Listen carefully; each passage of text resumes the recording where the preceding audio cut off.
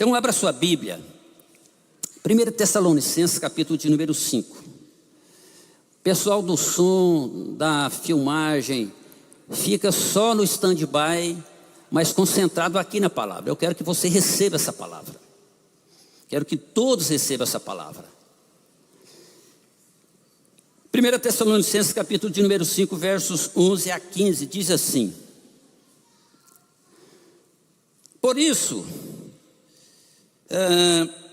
exortem, essa tradução aqui, ela coloca encorajem, mas o texto aqui que eu estou com ele na mão é encorajem. Por isso, exortem. Por isso, exortem-se, edifiquem-se uns aos outros, como de fato vocês estão fazendo. Agora lhes pedimos, irmãos, que tenham consideração para com os que se esforçam no trabalho entre vocês, que os lideram no Senhor e os aconselham. Tenham-nos na mais alta estima, com amor, por causa do trabalho deles. Vivam em paz uns com os outros. Exortamos a vocês, irmãos, a que advirtam os ociosos, confortem os desanimados, auxiliem os fracos, sejam pacientes para com todos. Tenham cuidado para que ninguém retribua mal com mal, mas sejam todos sempre bondosos, uns para com os outros e para com todos. Amém? Você pode dar um glória a Deus nessa exortação inicial? Glória a Deus, graças a Deus. Irmãos, na minha infância, sempre tive o entendimento de que exortar era um tipo de repreensão, uma bronca, um chicote, chamar a atenção, dar um pito, falar duro, esfregar a verdade na cara, acusar. Embora tenha alguns irmãos que acham que isso ainda é verdade. Se você também pensa assim, então eu quero que você aprenda a primeira coisa: você está enganado, como eu estava quando eu era criança. Esse não é o sentido bíblico da exortação. Exortação é uma motivação para edificar, para consolar, para encorajar os outros na fé, para combater o pecado e fortalecer a vida espiritual. É por isso que exorta. Tem um propósito, tem um objetivo. Deve ser uma instrução, um conselho ou um incentivo para se aproximar de Deus. Percebe? Para alguém viver de acordo com a vontade de Deus. Então exortar é uma habilidade espiritual dada por Deus para consolar, aconselhar, animar, motivar os outros a permanecerem no caminho de Cristo, usando as Escrituras para edificação e não para repreensão. Então quero que você entenda isso. Então, primeira pergunta: o que todo crente precisa saber sobre exortação nesse projeto de vida? O que todo crente precisa saber sobre a exortação nesse projeto de vida? Primeiro, que a exortação na fé cristã vai além de uma simples repreensão ou admoestação. Abrange o encorajamento, o conselho prático, a instrução, o desafio moral, sempre visando edificar e restaurar o próximo. Percebe? Exortação nunca é para bater, para humilhar, para descompontar, para desanimar a pessoa. Percebe? A exortação nunca tem esse sentido. Segundo, que a base de qualquer exortação deve ser a palavra de Deus, não opiniões pessoais ou julgamentos. Entende isso? Se você usa para dizer: eu vou exortar alguém porque eu acho, porque eu penso, porque a minha moralidade, porque o meu nível espiritual, você está fora. Qualquer um está fora, qualquer pastor está fora. se não for princípio bíblico. Porque exortação, irmãos, é um ato de amor, um cuidado mútuo, essencial para a saúde, para o crescimento da comunidade. Então a gente precisa entender que é a palavra de Deus que vai fazer isso. Quando você usa a palavra de Deus para exortar, isso garante a autoridade e a relevância bíblica. Percebe que é bem diferente? Terceiro, você precisa saber que o tom da exortação é tão importante quanto o conteúdo. O tom. Entende a ideia do tom, irmãos? Eu não sei se você já teve isso, quando eu tinha meus meninos e era criança e eu brincava com eles, seu moleque, você vai apanhar e tal, e pegava ele, rolava no chão e ria e achava bom. Mas quando o contexto era diferente, eu falava, você vai apanhar, ele começava a chorar. Percebe? Porque o tom era diferente. A gente precisa entender que o tom é tão importante quanto o conteúdo. Porque tem gente que fala assim, eu sou muito franco, o que eu tenho que falar, eu vou falar na cara. Percebe, irmão? Franqueza em excesso é sinal de burrice. Tem hora de falar, tem hora de ouvir, tem hora de ficar calado. Entende? Isso é o ponto da maturidade. Não é todo mundo que atinge isso, mas todo mundo cristão deve atingir isso. Então você precisa entender que a exortação deve ser feita com espírito de mansidão, de humildade, refletindo o amor de Cristo, e não com superioridade ou condenação. Irmãos, o amor vem antes do zelo, até no dicionário, ou começando pelo dicionário. O amor vem antes do zelo. Não adianta eu chegar aqui, vou zelar das coisas de Deus, o mundo está entrando na igreja, vocês vão todos para o inferno, e começar a judiar do povo e não instruir como é que as pessoas lidam com o mundo, com as tentações, com as dificuldades, com os problemas. Então a gente precisa entender isso. Lá em Gálatas capítulo de número 6, verso de número 1, Paulo fala uma instrução dessa, bem clara, bem clara. Irmãos, se alguém é surpreendido em alguma transgressão, vocês que são espirituais devem restaurá-lo com espírito de mansidão. Cuide-se, porém, cada um de não ser tentado. Onde é que está a tentação? É justamente na hora que você pegar alguém num erro, numa falha, num pecado, num percalço, entende?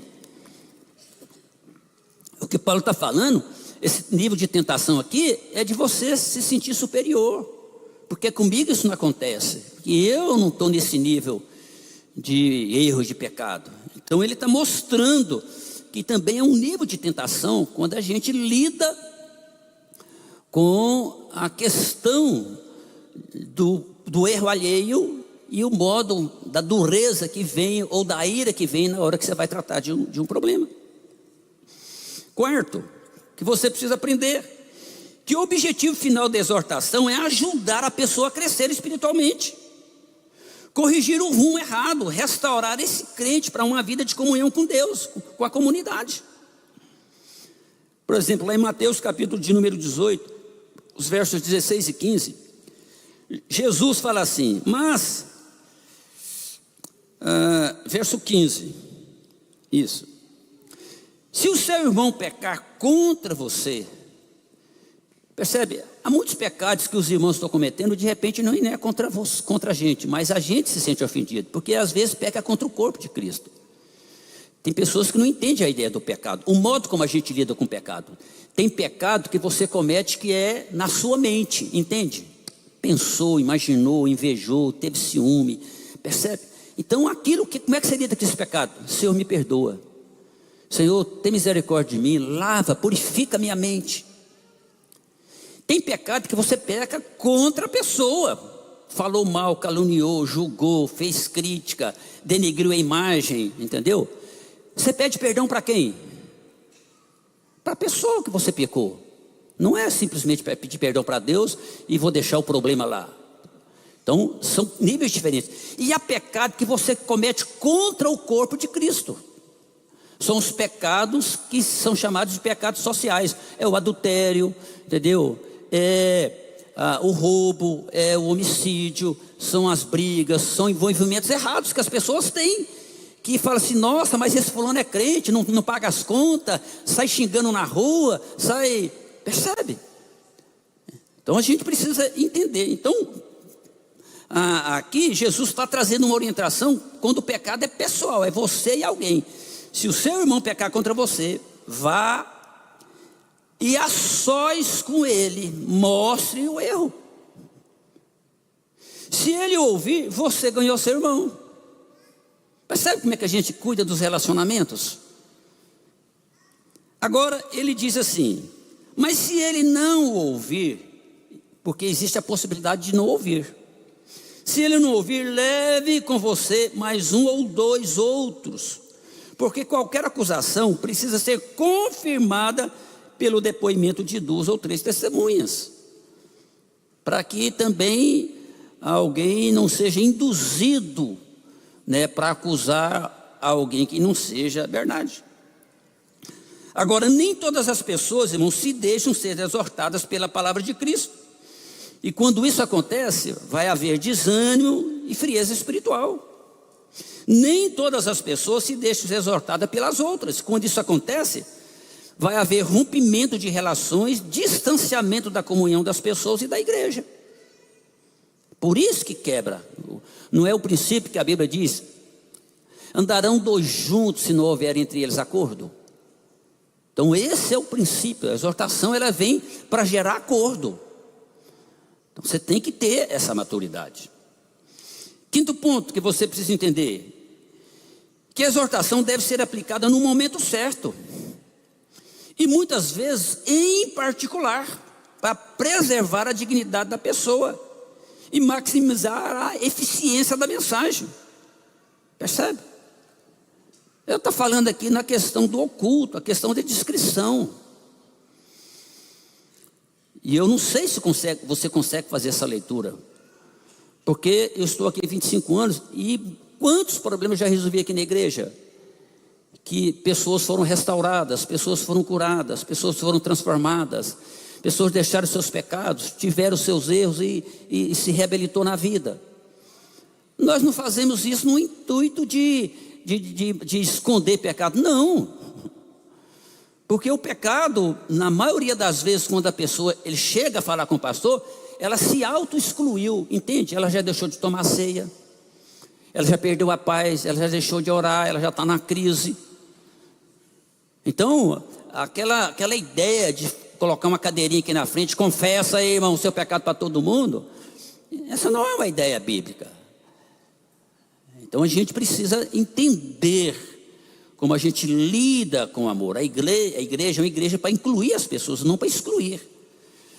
Então esse ato de amor, ele vai fazer toda a diferença na nossa vida. Então isso precisa acontecer no oculto, na discrição. E esse, irmãos, é o maior problema dos pastores quando ficam muito tempo na frente das igrejas. Não sabem lidar com a intimidade do que houve das famílias, das pessoas, dos problemas. E muitos pastores às vezes vêm para o púlpito e acabam expondo as pessoas ao ridículo, a uma humilhação. Percebe? E esse não é o propósito bíblico. O propósito bíblico é ajudar as pessoas, levantar as pessoas. 6ª coisa que você precisa entender, que a mudança de coração ela é obra do Espírito Santo, não de quem exorta. Percebe? Mesmo sendo a palavra de Deus, é o Espírito Santo, é Ele que convence do pecado, da justiça e do juízo. Entende isso, irmãos? Mesmo quando você vai pregar para alguém, falar a verdade, contar um testemunho, querer que seu filho converta, que seu marido converta, que seus pais convertam, que alguém converta, você tem que dar testemunho. E muitas das vezes a Bíblia diz que a mulher ganha um marido sem palavra. É o Espírito que convence. Então a gente precisa entender que essa é uma obra do Espírito. Por isso que deve ser acompanhado, toda exortação deve ser acompanhada de oração fervorosa e de paciência no processo de discipulado, de amadurecimento, de conversão, de crescimento das pessoas. Irmãos, as pessoas têm ritmos espirituais diferentes. Percebe? Respeite o ritmo espiritual do marido, da esposa, dos pais, dos filhos. Exorte com a Bíblia, com amor. Entende isso? Isso é um princípio bíblico. 8º ponto que eu quero que você entenda: que a pessoa que recebe a exortação deve fazê-lo com coração receptivo e humilde, entendendo que é um ato de cuidado e não de ataque, de confrontar. Percebe? De pisar a cana quebrada, né? E destruir quem já espiritualmente já está destruído, ou abatido, ou em crise, ou algum tipo de problema. Então eu quero que você entenda essas verdades aqui já no início desse projeto de vida.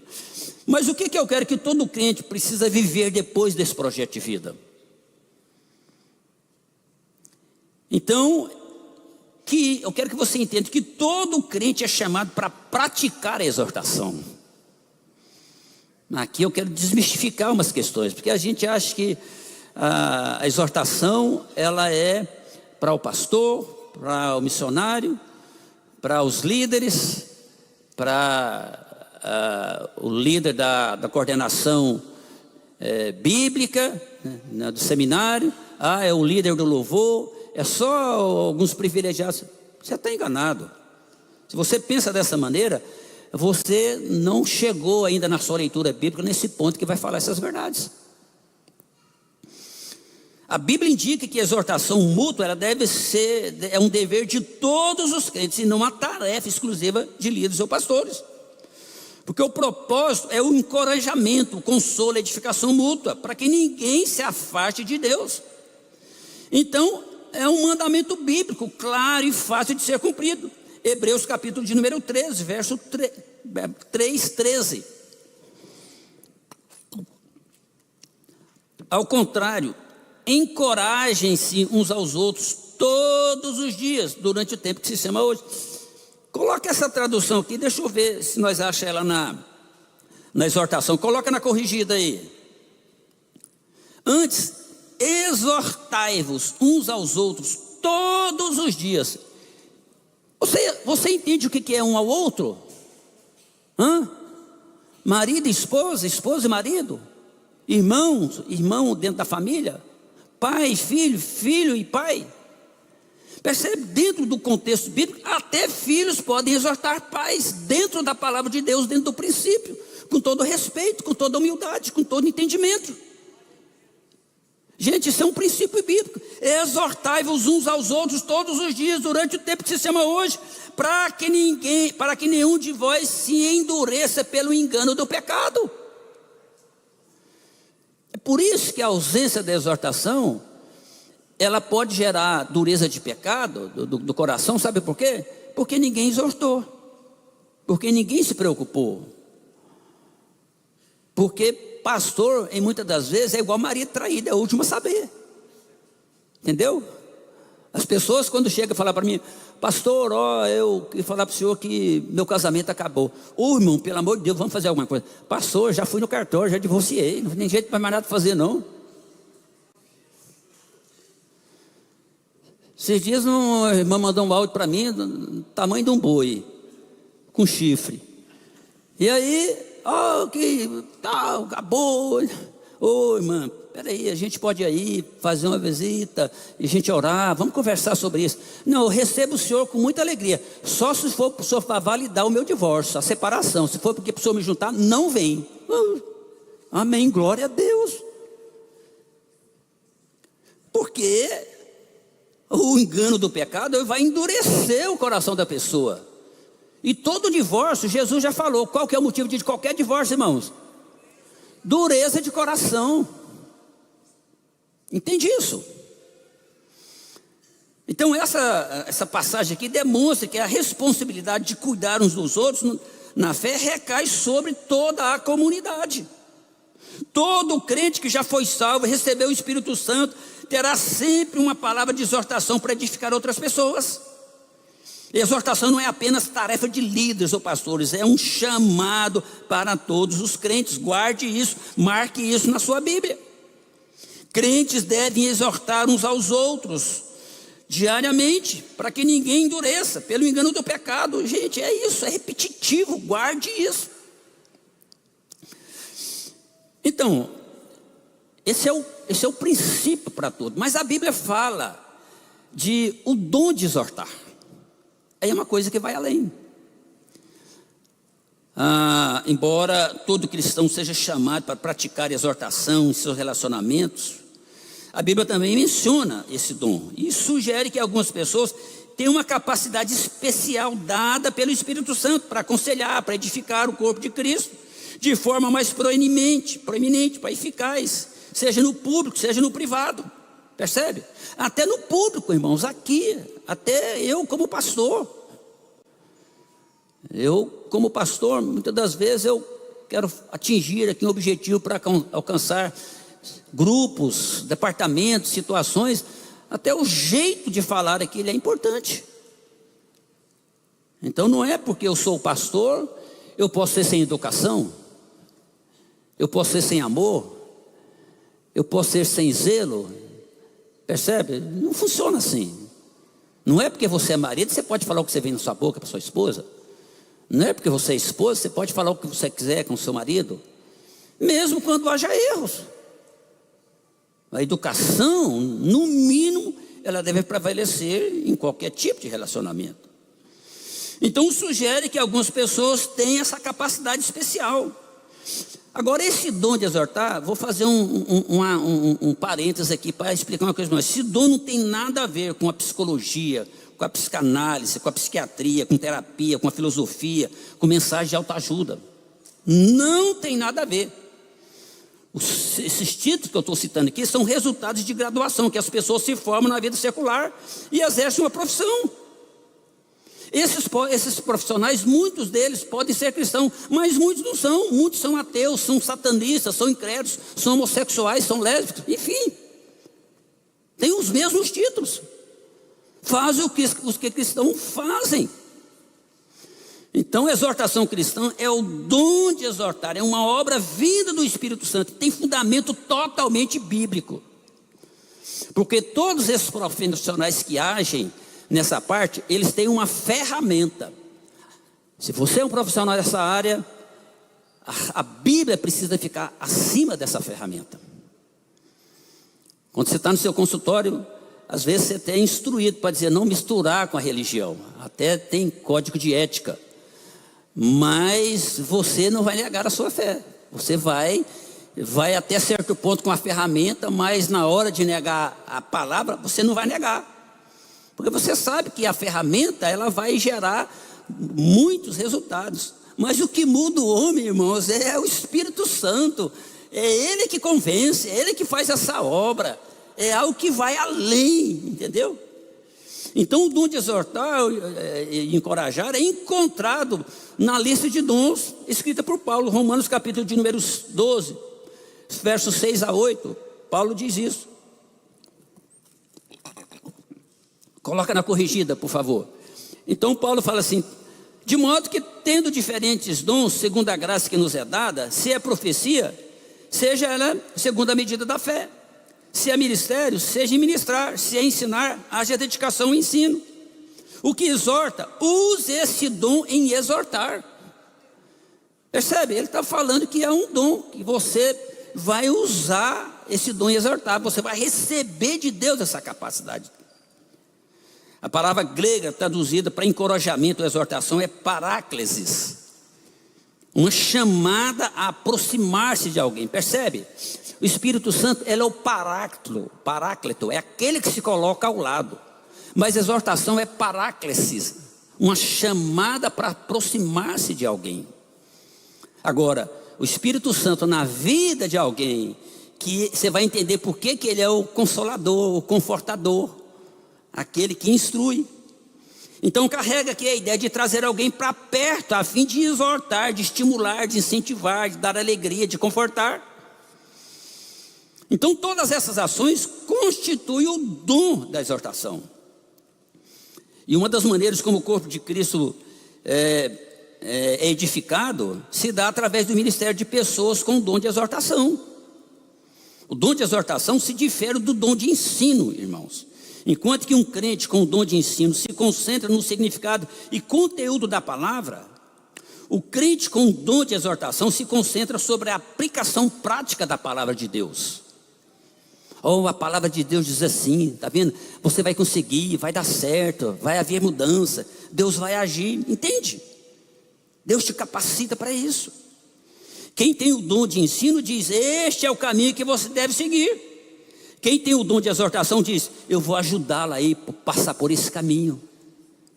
Não é isso que o Espírito Santo faz? Que nos guia.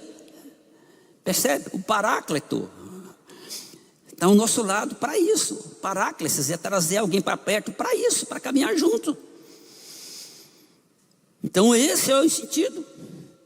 Quem exorta, irmãos, não apenas diz o que fazer, mas oferece ajuda para fazer, caminhando ao lado da pessoa com amor e a verdade de Cristo. Por isso que há um texto lá em um versículo que é quase um dos menores da Bíblia, lá em 1 Coríntios capítulo 16, verso 14. Lá Paulo fala assim, todas as vossas coisas sejam feitas em amor. Coloca na NVI, que a NVI vai diminuir mais ainda, façam tudo por amor. Percebe? Esse é o ponto da maturidade. Você não vai fazer porque você é técnico do som, porque você é o líder da transmissão, porque você que é o bom na fotografia, porque você que é do vídeo, porque você é que filma, porque você é que toca, porque você é que canta, porque você é que lidera, porque você é que cozinha. Percebe? Porque você é que cuida do estacionamento, porque você é que ora, porque você é que profetiza. Percebe, irmãos? Tudo isso é importante, mas se não tiver amor, tudo isso se perde. Tudo isso se perde. Por isso que a Bíblia está dizendo, façam tudo com amor.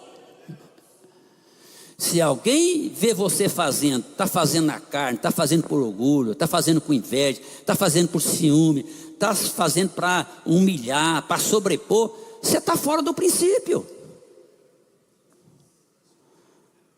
E a igreja, irmãos, ela não é uma empresa, embora ela tenha CNPJ e tenha contabilidade, porque a gente precisa fazer prestação de conta. Mas acima de tudo é o vínculo do amor, que é o elo da perfeição, que nos une nesse propósito de entender o que nós somos como igreja, como membros, como corpo de Cristo. Então quero que você entenda isso, que isso fique bem claro na sua mente. Quem possui esse dom, irmão, se coloca ao lado da pessoa, como o Espírito Santo faz conosco. O Paracleto faz conosco. Ele vem para se colocar ao lado. Ele vem para oferecer a força, a esperança, a direção prática, ajudar a superar as dificuldades, a viver de forma mais fiel a Deus. Percebe? É isso que o Espírito Santo faz conosco.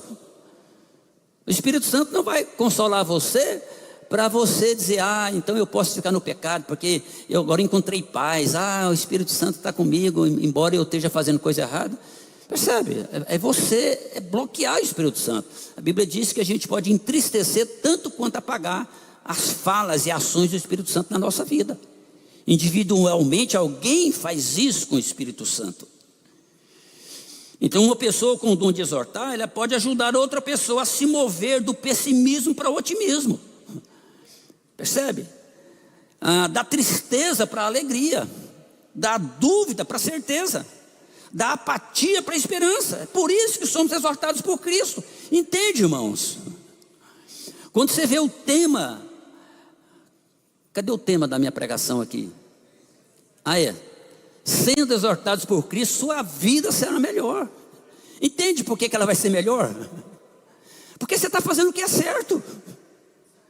Entende? Por que muitas pessoas rejeitam a exortação, não se apega a ela, e a vida, ela vive uma vida complicada? Então a gente precisa entender que é fazendo as coisas certas, estando dentro dos princípios corretos, é que a nossa vida vai ser melhor. É isso que a Bíblia está dizendo. O sentido de ser exortados por Cristo é ser chamado a viver de acordo com os princípios ensinados por Cristo, que é o amor ao próximo, que é o perdão, que é a retidão, que é a humildade, que é a obediência a Deus. Quando você faz isso, você vai receber um direcionamento claro para você ter uma vida santa, para uma vida reta, para uma conduta ilibada. Então essa exortação, ela vai treinar a nossa consciência para discernir, para entender, para obedecer os princípios de Deus e trazer a vontade de Deus para a nossa vida. Para Deus, irmãos, todo crente é chamado a participar do cuidado mútuo. Por isso que eu quero dizer a você uma coisa importante. O sentido da palavra igreja é eclésia, chamados para fora, tirados do mundo. Então a Bíblia diz que a igreja, ela é uma família de fé, ela é uma comunidade. O que é o problema da igreja hoje, em todos os aspectos? Porque a igreja, ela é formada de famílias. Família é fria, a igreja é fria. Família desunida, a igreja é desunida. Família é problemática, a igreja é problemática.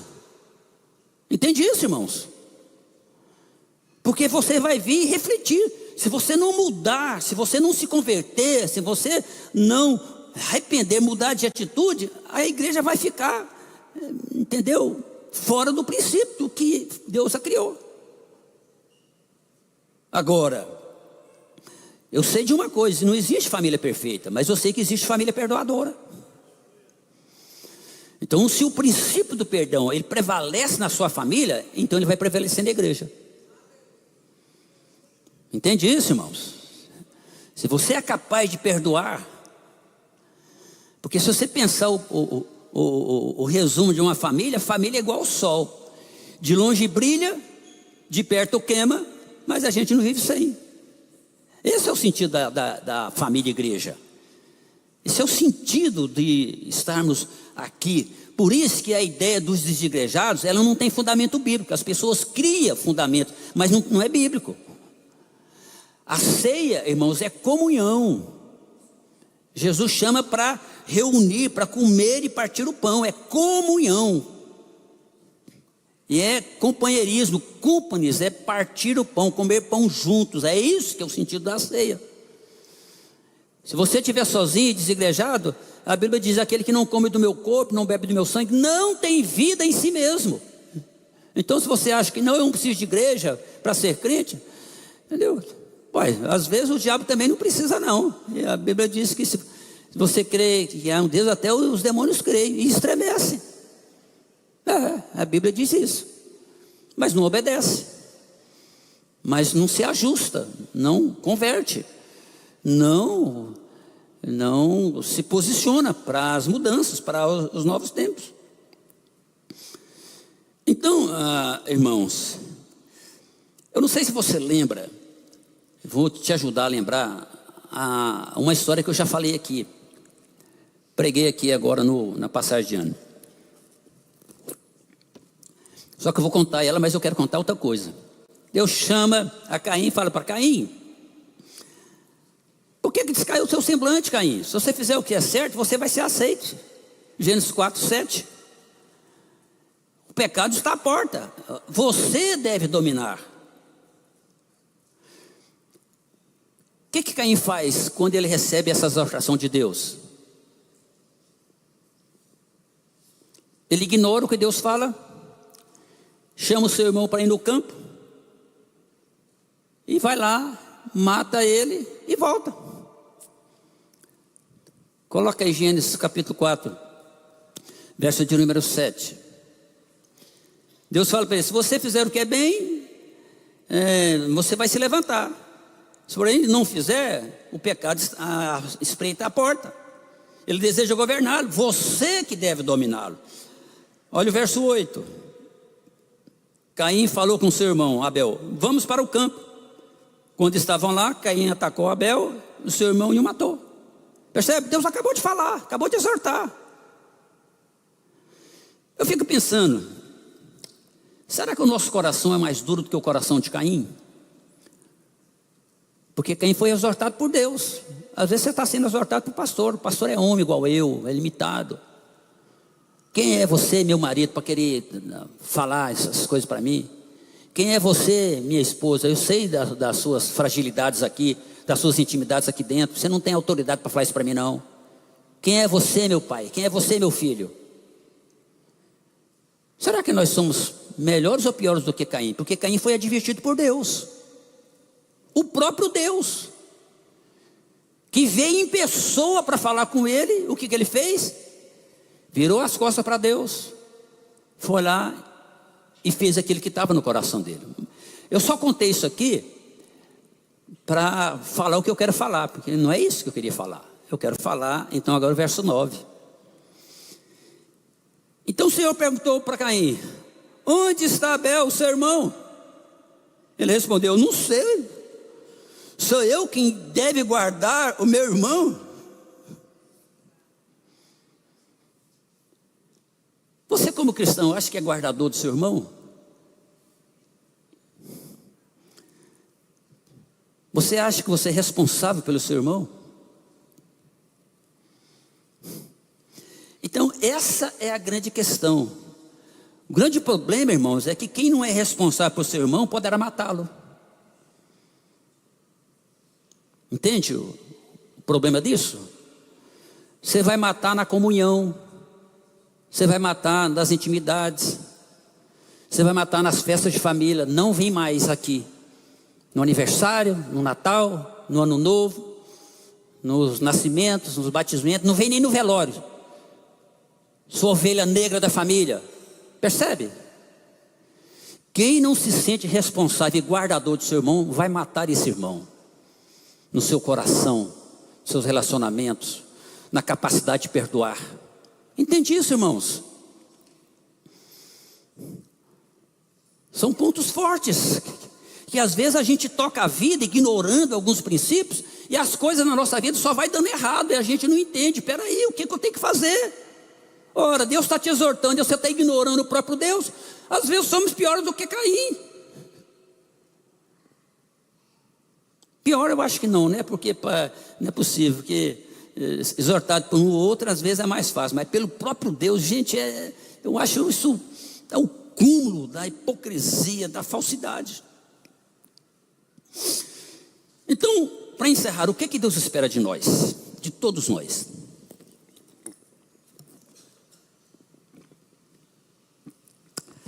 Que todos nós estejamos agindo mutuamente, ajustados como um verdadeiro corpo, servindo a Deus quando servimos as pessoas. Entende?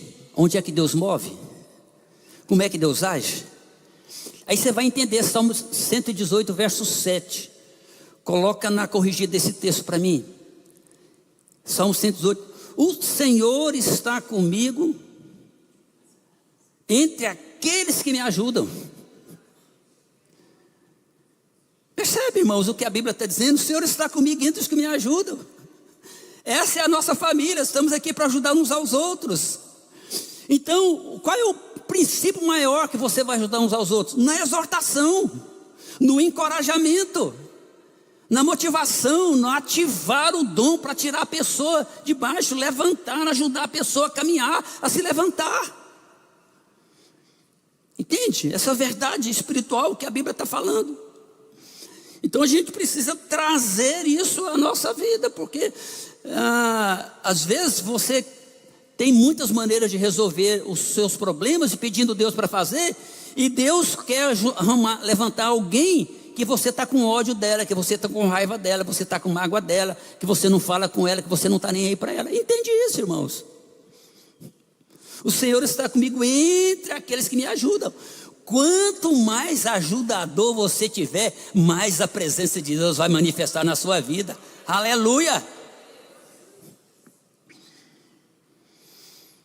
Então, qual que é a exortação bíblica para todo cristão?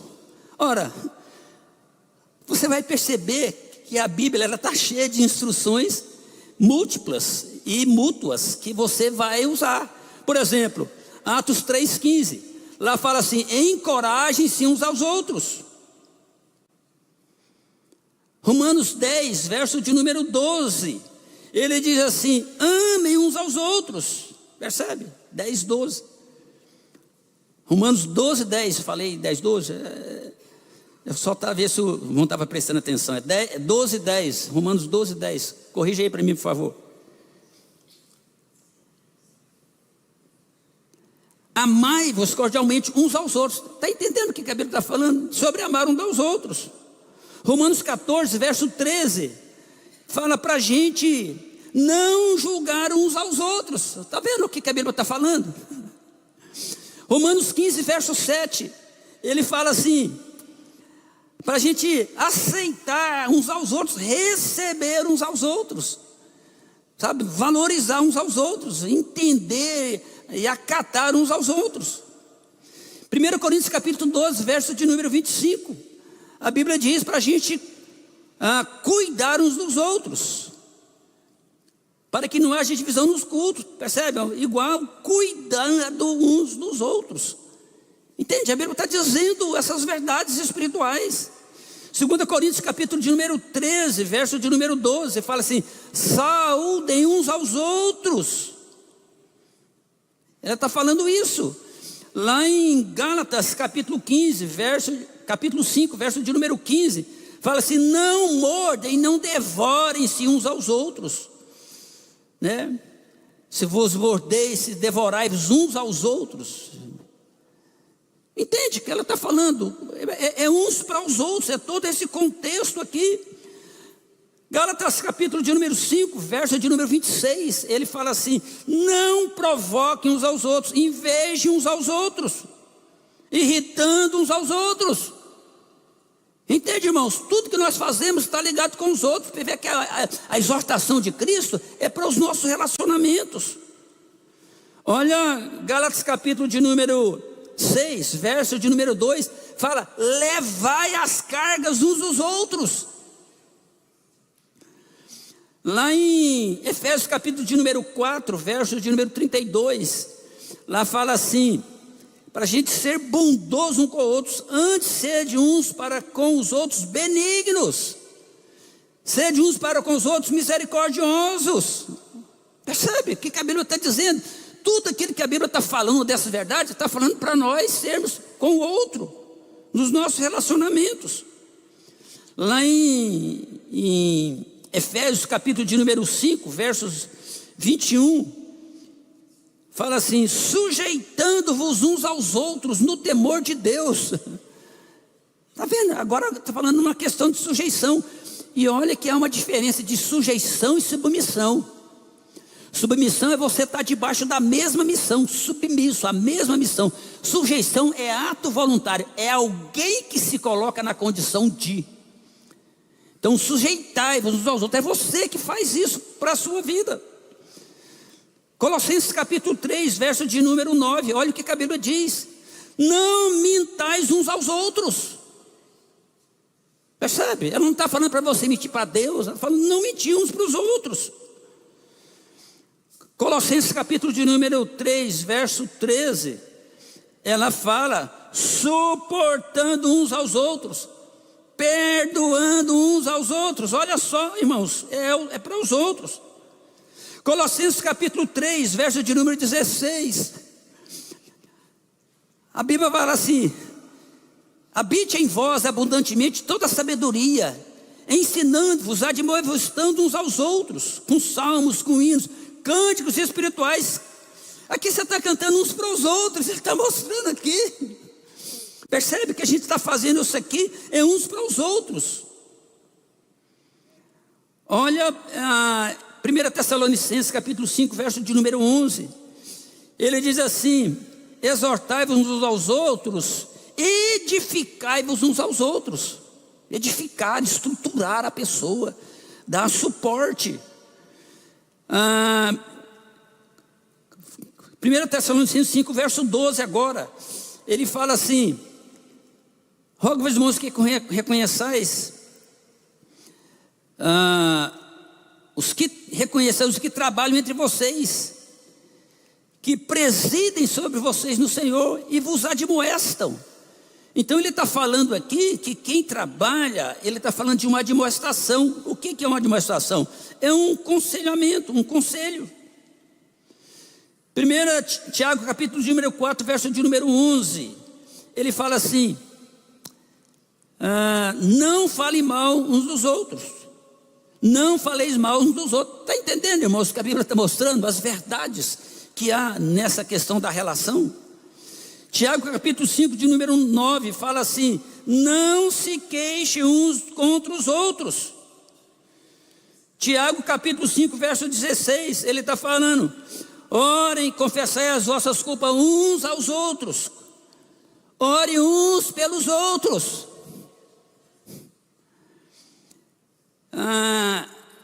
Tiago capítulo de número 5 verso 15, ele chama essa realidade. A oração da fé vai levantar o doente, o Senhor o levantará. Se houver cometido pecado, serão perdoados. Então ele está falando agora dos perdões que a gente dá entre nós, no nosso relacionamento. 1 Pedro capítulo de número 10, capítulo 4 verso 10, ela fala assim: sirvam uns aos outros, cada um administra o dom como recebeu, como os bons dispenseiros da graça de Deus. Ele está falando de você administrar, e esse administrar aqui é você servir as pessoas. Então, irmãos, esse é o ponto importante que eu quero que você entenda do que a palavra de Deus disse. Nós estamos falando aqui, nesse projeto de vida, sobre posso todas as coisas naquele que me fortalece. O foco é a carta de Paulo aos Filipenses. Mas eu não comecei com Filipenses, mas eu vou terminar com Filipenses. Então, volte para Filipenses capítulo de número 2, versos 1 a 5.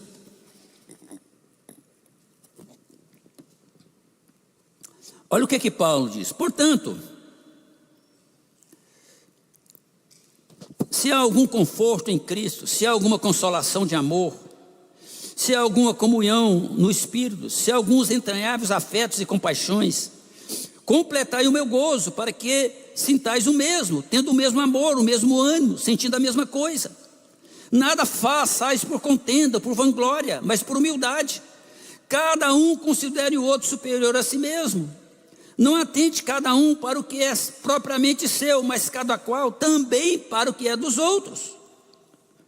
De sorte que haja em vós o mesmo sentimento que houve também em Cristo Jesus. Então aqui o livro de Filipenses, quando ele está falando da questão da exortação, ele está falando de considerar o outro superior. E é interessante, irmãos, quando fala cada um considera o outro superior, isso é muito complicado, porque às vezes você não vê isso acontecendo, por exemplo, no relacionamento marido e esposa, que o marido é o cabeça, então o marido não pode considerar a mulher superior a ela.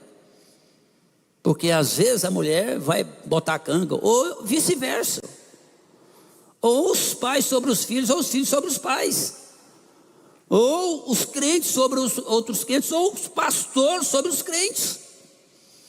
Então aqui ele está mostrando a questão de considerar o outro superior e se interessar pela vida do outro, pelo ministério do outro, pelo trabalho do outro, pela necessidade do outro, pelo problema do outro, pela fragilidade do outro. Esse é o ponto de maturidade. Por isso que o verso de número 5, ele fala sobre isso.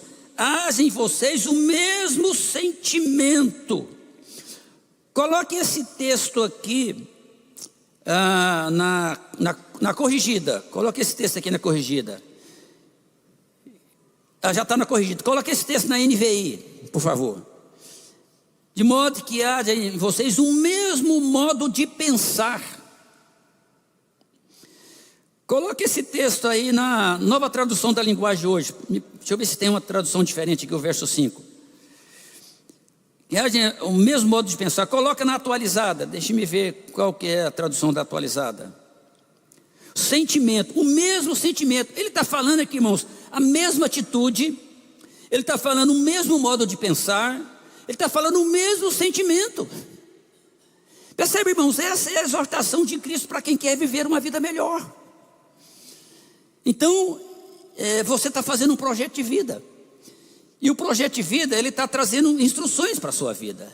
E esse tema hoje, então, ele veio para falar sobre a exortação, ser exortados por Cristo.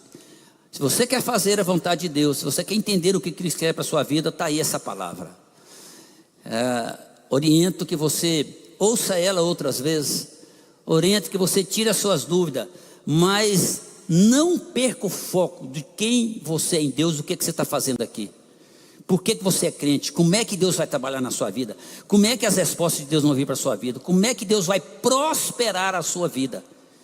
E o modo como você fizer isso, então, você vai entender que você está fazendo o que é certo. A sua vida não só será melhor, como você obterá muitas, mas muitas respostas da parte de Deus. Amém?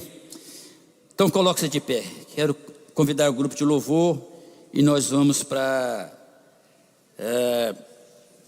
a oração do nosso projeto de vida.